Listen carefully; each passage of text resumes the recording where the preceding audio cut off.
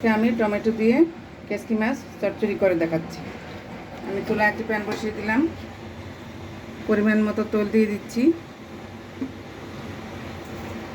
আর দিয়ে দিচ্ছি পেঁয়াজ কুচি,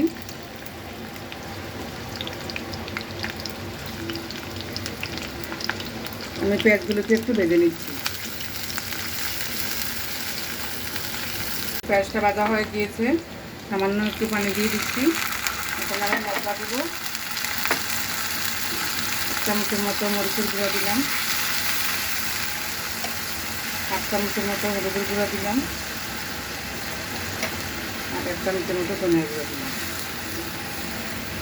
সামান্য একটু লবণ দিয়ে দিলাম। এখন আমি নেড়ে চেড়ে মশলাটা কষিয়ে মাছগুলি দিয়ে দিলাম, কেসকি মাছগুলি অ্যাড করে দিচ্ছি।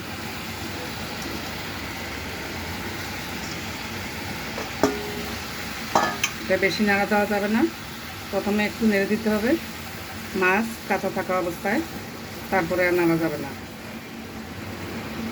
আমি আর নাড়ছি না, আমি এগুলি আস্তে আস্তে ঠিক করে দিচ্ছি। এখন উপর দিয়ে আমি টমেটোর ফালিগুলি দিয়ে দেব।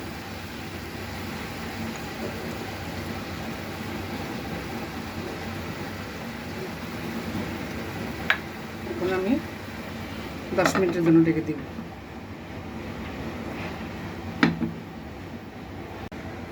10 মিনিট পর ফিরে আসলাম। এখন আমার প্রায় হয়ে গিয়েছে মাছটা। এখন আমি ধনেপাতা দিয়ে দিচ্ছি, ধনেপাতা দিয়ে আরও 5 মিনিটের জন্য ঢেকে দিব। তৈরি হয়ে গিয়েছে আমাদের টমেটো কাসকি চচ্চড়ি।